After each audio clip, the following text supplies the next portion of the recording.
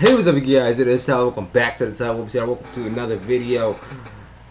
I just got finished watching round 2 of the Mae Young Classic. I didn't get to the quarterfinal round.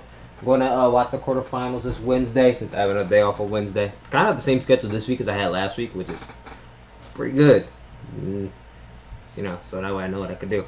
So just got finished watching the second round. The second round was pretty good. I feel like they started off great, and they had great matches all throughout, except for the last match, which I'll get to later on. But we're gonna get right into this. So the first match we had, this was the first step. This is the fifth episode of the second round. It was Rachel Evers versus Abby Laith.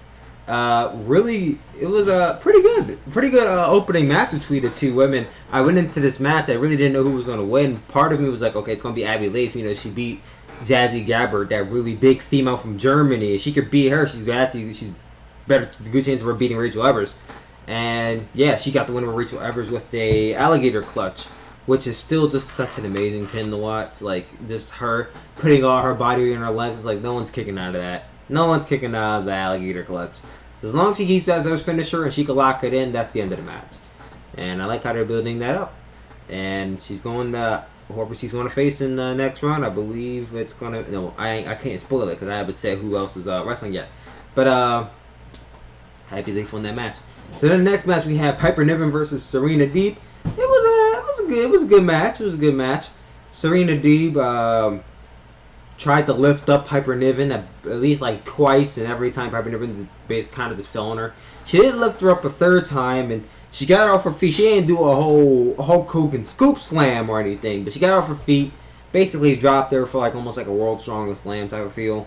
Piper Niven using her body weight to her advantage, hitting bunch of sentons, throwing her around, doing lots of splashes.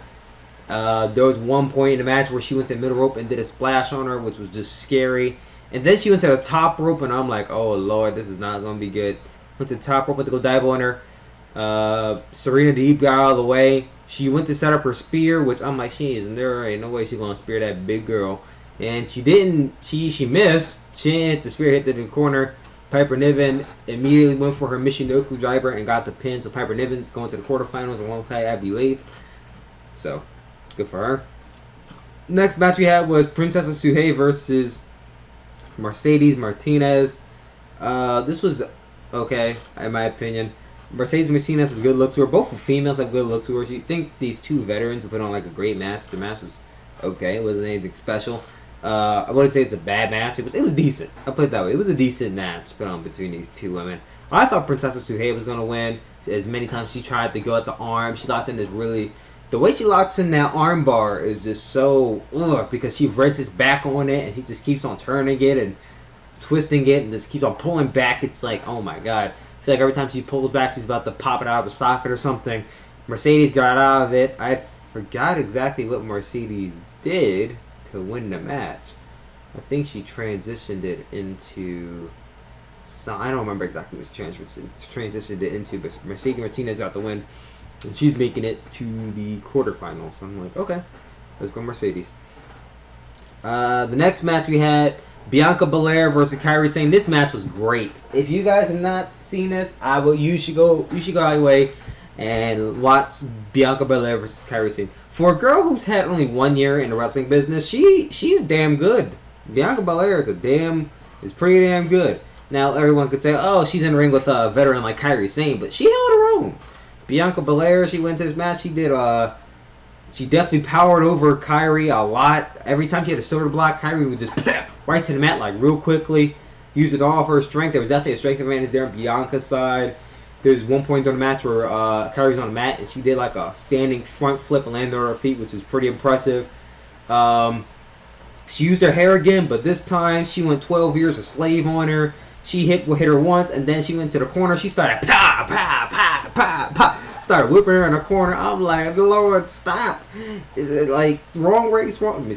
But Bianca Belair, man, she was just whipping her, and the whelp showed. There was one on her back, one on her neck, one on her chest, and the crowd really started to boo her at that point. I think the crowd turned on Bianca after she started whipping Kairi Sane. they saw a glimpse into the past, and that's why they started booing.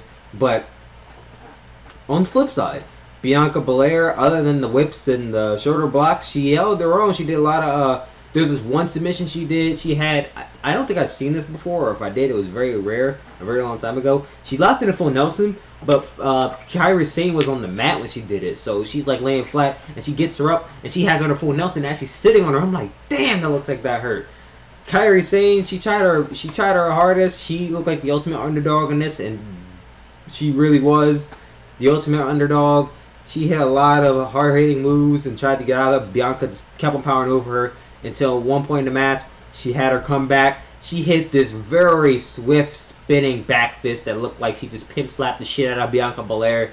Fell to the mat, went to the top rope, hit the greatest diving elbow drop in wrestling today, and got the win. I'm still rooting for Kairi Sane to win this thing. I think everyone basically is. It was a great match, a great showing from these two women. So then we get on to the last matches, I believe. We have Mia Yim versus Shayna Baszler. I think it's Baszler. Yeah, Baszler. This is a great match. Both women were putting in lots of kicks, lots of hard-hitting moves. Mia Yim, I feel like every time she went for a kick, Shayna Baszler would kind of almost no-sell it. But then she would kind of hit that one kick that actually would put her down, like a Pele kick or underhand kick. Every time, she just kept on catching her. It was pretty cool. But once again, Shayna Baszler, being the badass she is, she would keep on getting back up. She would keep on hitting her harder.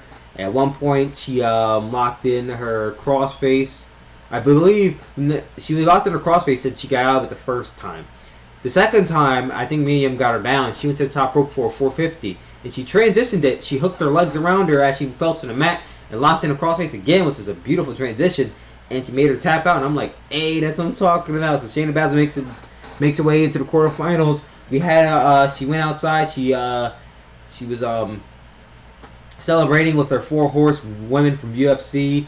Ronda Rousey. I don't know who the hell the other 2 women are. I am so sorry. I don't know who the other 2 women are. But she was celebrating with them, and then she looked across, and she looked at the 3 horsewomen. Charlotte, Becky Lynch, and Bayley. I got hype. Everyone in the crowd was getting hype. My mom's like, why are they so hype? And I'm like, I had to explain to her. She's like, oh, okay. But it was a beautiful sight to see. If only Sasha Banks was there. I forgot why Sasha Banks wasn't there. I think she was on a tour or something. But if Sasha Banks was there, it would have just made it all the more perfect. But hey, we got what we got. Not going to complain too much. I feel like I missed the match here, and I did miss the match on my notes, so I'm just going to put it in. It might be out of place, but I'm just going to put it in here right now. So, the match that I was missing was Toni Storm versus Lacey Evans. That was actually pretty good, too. Lacey Evans not being as experienced as Toni Storm is. Originally, I wasn't too big on Toni Storm, like her first match.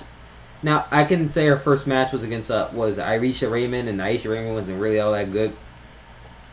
The first match was okay she had, but this match was pretty good. Lacey Evans, she did a lot of moves. This is one spot in match where Lacey Evans did almost like a 619 type of move to her back, and then she did another one, but this time she sweep kicked her, and then she springboard back into the ring with the elbow drop. I'm like, greatly done by Lacey Evans, improving every single time I see her in the ring. She's slowly but surely becoming one of the not breakout stars, but one of the upcoming stars in NXT, and that's starting to show here in the Mae Young Classic. So hopefully she starts to get a little bit of a push when she goes back to NXT. She tried all she could, but Toni Storm got the win with a pump handle neck breaker that just, wow, every time I see that move done correctly, because she did it correctly, where she hooked the leg, she had her arm around her neck, and she just right to her neck. Every time they do it correctly, it's just like, ugh. Look, it really hurt. Toni Storm put all of it on her, and she got the win. So Toni Storm's making it on to the next round, and a lot of people were saying that Toni Storm's going to make it on to the final round, and I can see how they could think that, especially because she's on the very front of the poster. But if she makes it to the final round, I won't be mad. I'm hoping Shayna Baszler makes it to the final round with Kairi Sane, but I won't be mad if Toni Storm makes it. Hopefully we see Toni Storm versus Shayna Baszler in the semifinals. That'd be kind of hype. So then we get on to the final 2 matches: Dakota Kai versus Rhea Ripley. The match was good. It wasn't too special. A lot of kicks from Dakota Kai, Rhea Ripley, being 21 years old. More relatable because she's closer to HB. I'm just kidding, but Rhea Ripley, she had a big height advantage over Dakota Kai. Dakota Kai always giving off that Bailey type of feel to her. Rhea Ripley did a lot of clotheslines, a lot of moves that would take her down, but Dakota Kai got back up. One point in the match where Dakota Kai did a running haluva kick as Rhea Ripley was kind of sitting in the corner, not standing like they would usually be, but she was sitting in the corner, and she ran, did a haluva kick to the bottom rope, and Rhea Ripley just stood it like she died. And I'm like, oh Lord, it's all over, but she kicked out. I think she kicked out of that one. It was the end of the match when they were at the top rope, and I think Rhea Ripley's going for a superplex, but Dakota Kai was able to power out of it, hit some elbows on her, and she fell to the mat in tree rope position. And I already knew what it was heading for. Mom didn't, but I knew it was heading for. I didn't know how she was gonna pull it off, but she did. She hit a double foot stomp onto a Tree of Woe stance. Rhea Ripley was just amazing sight to see, and she went for the pin and she got it. So Dakota Kai's make it on to the quarterfinal round. Then we get on to the main event. I have no idea why this match went on last. No idea why this match went on. I feel like they didn't know that they were going to run it. They were going to be so close to the time limit, and that's why the match ended the way it did.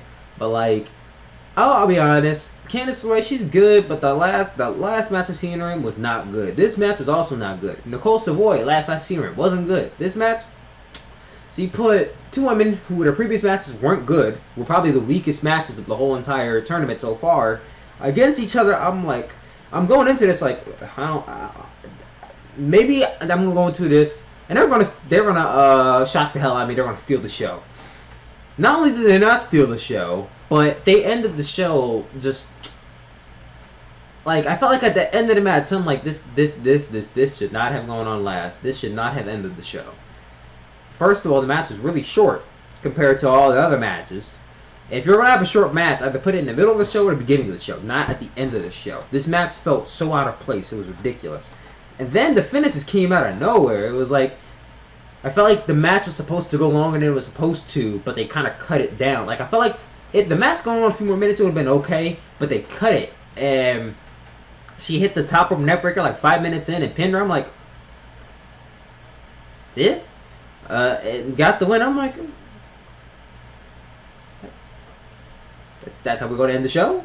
We had three really good matches, and we just ended on a dud? Like, okay, that kind of left a sour taste in my mouth, aside from the previous matches. I'm like, how we going to end the show like that? But I'm not going to let it ruin the whole episode for me. I just didn't like the fact that they ended the show like that. Nonetheless, Candice LeRae won the match with the top rope neckbreaker, which is still a devastating move, but it didn't save the match. So, the final woman we have in this tournament is Toni Storm, Abby Leif, Piper Niven, Mercedes Martinez, Kairi Sane, Shayna Baszler, Dakota Kai, and Candice LeRae. It's a pretty good line of women. I do admit I would have rather have seen Kavita Devi and Jazzy Gabbard in it. I felt like they kind of should have made it a little bit further, but they lost in the very first round. But hey, the women who beat them, they're doing pretty good for themselves right now, so I'm not too mad. So I'm going to rank these 8 women right now. I'm not going to watch the next episode till Wednesday, so you guys can watch that review on Wednesday. But in terms of how I rank the women right now, in terms of who I think is going to win, I would put 8 at Candice LeRae. The last 2 matches she had has been done, so she at the very bottom of my list right now. Nothing against her. She's probably a nice girl. She probably actually can wrestle, but as I'm seeing right now, she's nothing special. Number 7, I probably would say Abby Leif. She's doing pretty good with her alligator clutch finisher, but I don't think she's going to make it to the end. I think either she's going to make it to the semifinals and lose, or she's going to make it... Actually, she might lose in the next round, depending on who she's... I think she's facing Piper Niven, if I'm correct. Is she? Or she's facing Shayna? Whoever she's facing, I don't think she's going to beat her, basically. Next person is Mercedes Martinez. She's doing okay, but I don't think she's going to win it either. Number 6, I would probably... Was it number 6 or number 4? Number 5, I would have Piper Niven. Well, no, number 6, I would have Piper Niven. She's doing pretty good for herself, but I don't think she's going to win it. Not because she's a big girl or anything, just don't think she's going to win it. I don't think her size is just gonna make her win the whole thing. Number no, what was I? Number 5. Number 4, I would have Dakota Kai. She's like almost like a Bailey type character, a really underdog to get behind, but that's not gonna make her. It's not gonna make it to the end. I feel like she's probably gonna lose in the semifinal round. I think she's gonna win the quarterfinals because the semifinals will probably lose there if she's lucky. Number 3, I'm going to have. I'm gonna go with Toni Storm. I like I said, she's put on the front of the poster. You know, when someone's put on the front of the poster, they're the main character, and if they're the main character, they're probably gonna win the whole thing or make it to the final round. So there's a good chance Toni Storm is actually gonna make it to the final round. But I'm gonna put her number 3 because I am very much higher on Shayna Baszler than I am her right now. So Toni's my number 3. As just said, Shayna Baszler is my number 2. She's got that badass vibe to every time she steps out to the ring, every time she's in the ring wrestling, and just everything about her just screams main event potential with that woman. And then my number 1, obviously, as I didn't say her, she's saved best for last, Kairi Sane. I'm still very much behind her. She's almost like the underdog as well with her size, not with her experience, but with her size. Her character is just fun. Her theme, I love it. It's almost like Legend of Zelda in a sense. It takes you back. But, yeah, that's how I'll rank them. I'm still rooting for Kairi Sane. I feel like she's not going to win. I feel like they're going to build up for her to win, and then she loses in the final round, either to Shayna or Toni. If I'm fingers crossed she wins, but something's telling me she won't. But, anyway, that was the second round of the Mae Young Classic. Tune in to the next episode on Wednesday for the semifinals of the Mae Young Classic, well, the quarterfinals of the Mae Young Classic, and then semifinals. So, thank you guys for watching this video. I love you guys, and I will talk to you all later. Peace out. Too sweet.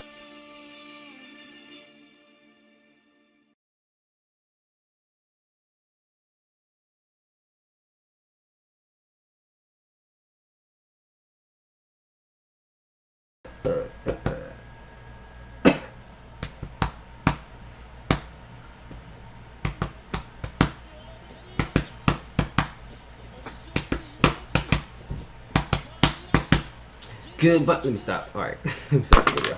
Hey, what's up, you guys? It is Sal. Welcome back to the Sal. Welcome to another video.